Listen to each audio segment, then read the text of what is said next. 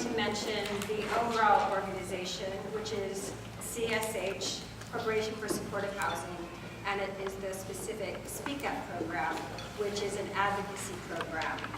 And in CSH Speak Up, we have advocates that are formerly homeless, people that are living in supportive housing and have generally lived in supportive housing for a while. And we have coaches that work with our advocates.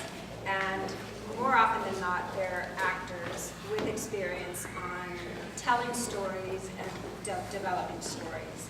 So over the course of a year, Millie, who I'm going to have come up in just a moment, and our other advocates do a 10-month course of trainings, working on story and working on their personal, ability to have self-awareness, of comfort in front of other people, and then they work with their coaches as well. Overall, it's a dynamic and fun experience, and the advocates end up speaking at Washington, D.C. and at Sacramento in front of legislatures. They also speak in public parks. Everyone in is at United Way, and we're doing pop-ups around town. We're going to do one, I believe, in Encino, this area of Los Angeles, and our advocates will speak there as well. So with and Stories from the Frontline is my program with my partner, Allison, and we have taken our advocates and we do evening performances. They're like moth style. So it's more of an entertainment plus information plus education of homelessness and the issues surrounding that. And without much ado, this is Millie. She was in one of the early classes of CSH, and she tells her story in all sorts of settings. And she tells her story beautifully, so I'm going to let her do that part.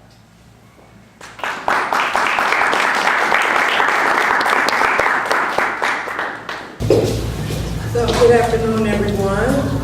I want to thank you first of all for having me here and allowing me to share my personal experience with you. So my story begins at a very, very early age. I came from a very dysfunctional family.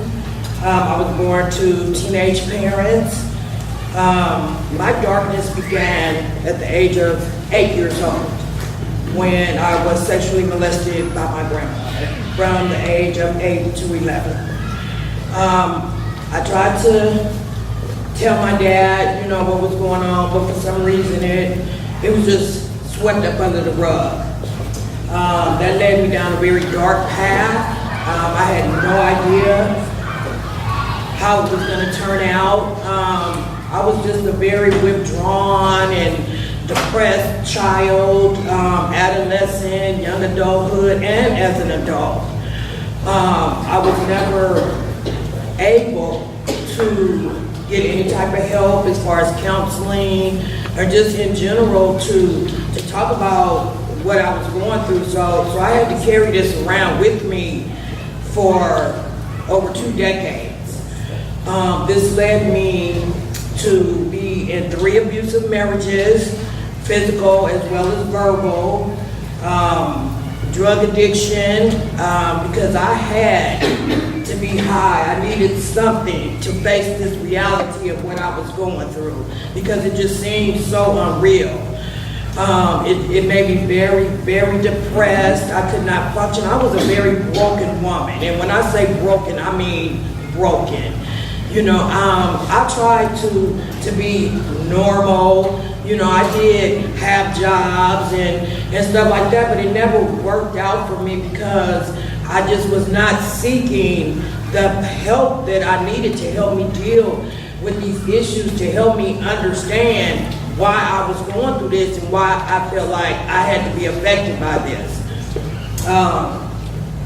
Being married to an abusive husband is what really kicked off the homelessness for me, because it was just so much violence going on all the time and so much verbal abuse. Nobody wanted to be bothered with that. So it was like, we got kicked out everywhere we went. I did not have a lot of support from my family at all. So that door just seemed like it was just constantly being slammed in my face. I think I lived in just about every shelter in Los Angeles. And you know, that type of situation was as hard as well, because you have certain regulations. You have to leave early in the morning. You have to take everything you own with you. You cannot come back until a certain time of the day. And it was just absolutely hard. I started feeling so unworthy. I already felt unloved. I already felt, you know, just kicked to the curb. So I just felt so unworthy, and I did have thoughts of harming myself on a few occasions. I did try a couple of times to seek help through mental health, but unfortunately that did not work out very well because I had no proper identification. I looked and I smelled a hot mess, which was horrible for my self-esteem as well as my self-confidence. And transportation was an issue. I could not keep and get to these appointments. So that just led me down a road where I just thought that I was just gonna die and live out there on the streets of Los Angeles on Skid Row. Being a single woman with no children, there was not a lot of resources available to me. I had to do a lot of degrading things with men just for a place to sleep at night, sexual things. And if I did not comply or if I did not do it right, I was kicked out at 2 or 3 o'clock in the morning, walking the streets, not knowing where I'm gonna go, what I'm gonna do. I have slept in a park on a bench using a hefty trash bag that I dug in the trash and found to try to cover myself up as a blanket. I have even slept in a junkyard in a broken down car because I had nowhere to go.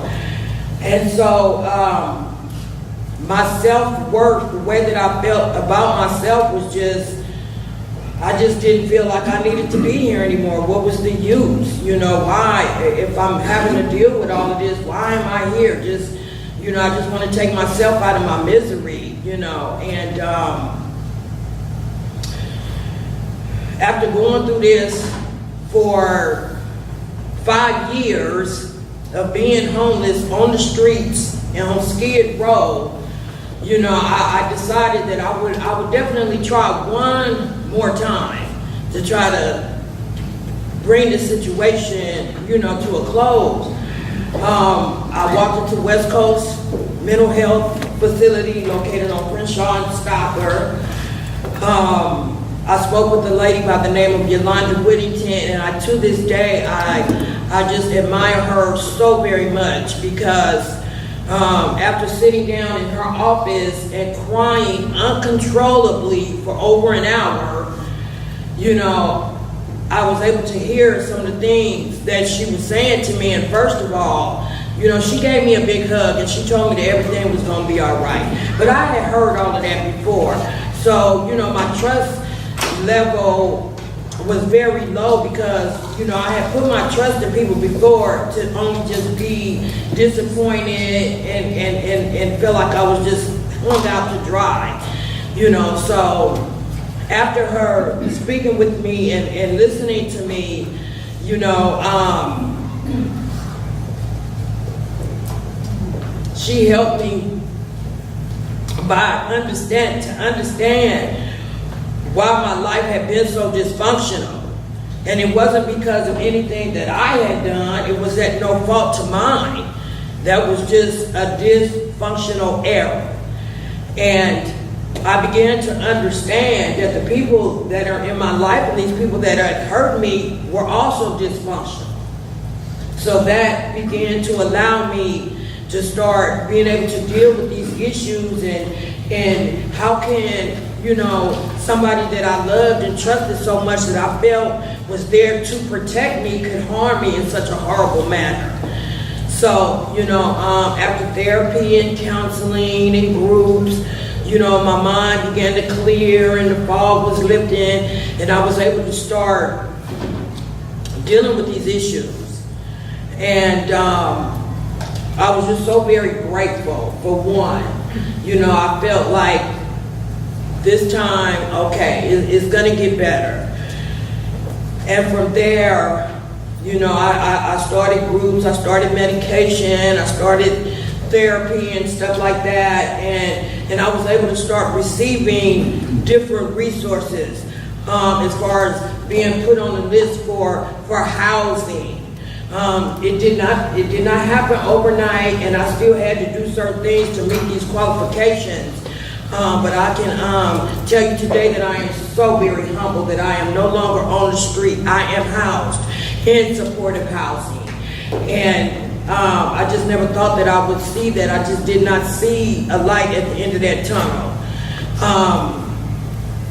I am still with mental health. I still go to counseling. I still go to therapy. I still take medication because my situation did not happen overnight, so it is not going to change overnight. But I know that there was not a lot of resources out there for me then. Resources have gotten a little better, but it still is going to take a lot of work. A lot of people have a stereotype that people that are homeless because they want to be homeless because they're lazy, or they have extremely bad substance abuse problems. That was not my situation. But that's where it led me. So I am just so grateful today that I can stand here before you and share these things with you all, and to let you know that, it does not come in any certain shape, it does not come in any certain size, it does not come in any certain color, and it's just that I was such a broken person, I had no idea what I was going to be in store for. But with being in supportive housing, it has allowed me my self-esteem back. It has allowed my self-confidence back. I am no longer sleeping on the street. When I walked into that apartment, I just couldn't believe I had a kitchen, I had a bathroom, I had a bed to sleep in. And I felt like I was human again, like I was once again among the living. It had been such a long time since I was even smiled, and I'm just so grateful for supportive housing because it has given me my life back. I was able to participate in the CSH Advocacy Speak Up program, which I graduated from in 2015. I was able to go and share my story in Washington, D.C. at the National Alliance Conference in 2016. I'm currently enrolled in LA Valley College, and I do volunteer work for the Downtown Women's Center. I do volunteer work at the Downtown Women's Center, and I do that because for me, I feel like I'm giving back. It's nothing better for a person to understand what another person is going through or what they're going through that has actually been through it themselves.